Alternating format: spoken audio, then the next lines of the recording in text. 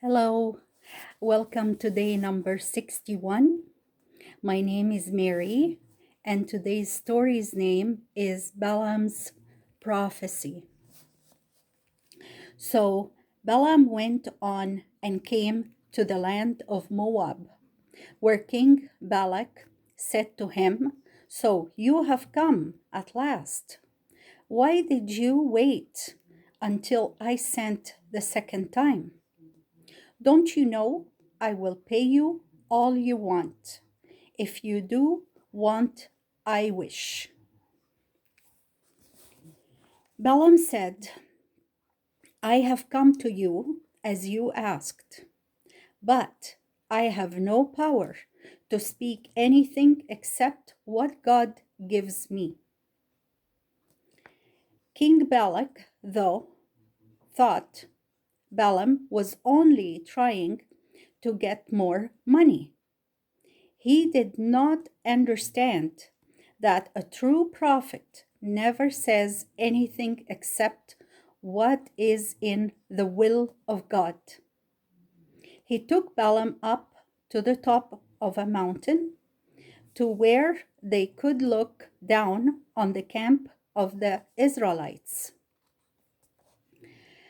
Balaam said, "Build 7 altars and bring me 7 young oxen and 7 rams." They did so, and while the offering was on the altar, God told Balaam what to say. "The king of Moab has brought me from the east, saying, 'Come curse Jacob for me. Come speak against Israel.'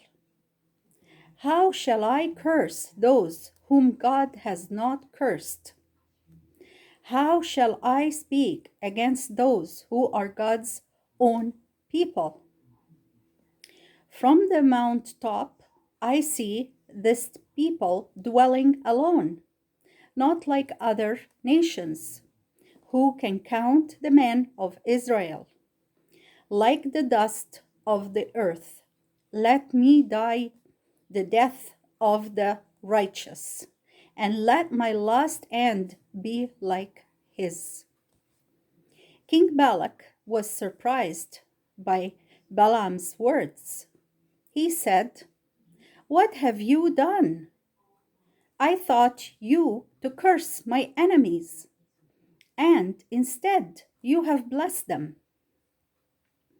Balaam answered, "Did I not tell you that I could only say the words that God put into my mouth?" King Balak decided to try again. He brought him to another place where they could look down on the Israelites, and again offered sacrifices. Again, God gave a message to Balaam, who said, "Rise up, King Balak, and hear. God is not a man who lies or changes his mind. What God has said that he will do, not he will do, he will do. He has commanded me to bless this people, and they shall be blessed. The Lord God is their king, and he shall lead them and give them victory." Then King Balak said to Balaam, "If you cannot curse this people, do not bless them. Leave them alone." Balaam replied, "Did I not tell you that what God tells me to speak, I must speak?"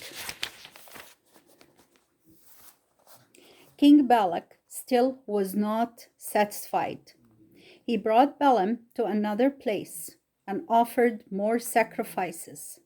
And again the Spirit of God came on Balaam, looking down on the camp of Israel.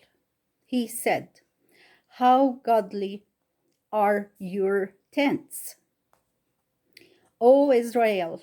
and your tabernacles, O Jacob. God has brought him out of Egypt, and God shall give him the land of promise. He shall destroy his enemies. Israel shall be like a lion when he rises up. Blessed be everyone who blesses him, and cursed be everyone that curses him. Balak the king of Moab was very angry with Balaam the prophet. I called you, said Balak, to curse my enemies, and you have blessed them over and over again. Go back to your own home. I meant to give you great honor and riches, but your God has kept you from your reward. Balaam said to Balak, did I not say to your messengers, if Balak should give me his house full of silver and gold, I cannot go beyond God's command? To say good or evil, what God speaks, that I must speak. Now let me tell you what this people shall do to your people in the years to come. A star shall come out of Jacob, and a scepter shall be stretched forth from Israel, that shall rule over Moab. All these lands, Edom and Mount Seir, and Moab, and Ammon, shall sometime be under the rule of Israel. And all this came to pass, though it was 400 years afterward, when David the king of Israel made all those countries subject to his rule. Balaam soon showed that he was no true servant of God. Although he could not speak a curse against the Israelites, he still longed for the money King Balak was ready to give him if he would help Balak weaken Israel. So he thought of another way to harm Israel. Balaam told King Balak that the best plan for him and his people would be to make the Israelites their friends, to marry among them, and not to make war on them. And this the Moabites did. Many of the Israelites married the daughters of Moab and began to worship the idols of Moab. This was worse for the Israelites than going to war.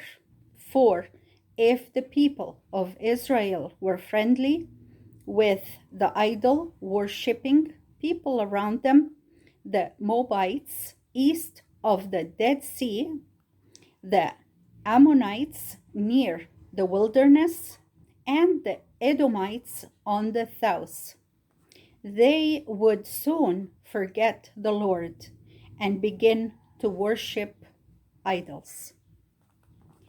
There was great danger that all the people would be led into this sin. So God sent a plague on the people, and many died. Then Moses took the men who were leading Israel into sin and put them to death. After this, the Israelites made war on the Moabites and the Midianites. They beat them in a great battle and killed many of them. Among the men of Moab, they found Balaam, the prophet, and they killed him too, because he had given advice to the Moabites that brought harm to Israel. It would have been better for Balaam to have stayed at home and not to have gone when King Balak called him. Or it would have been good for him to have gone back home when the angel met him. He might have lived in honor, but he knew God's will and tried to go against it.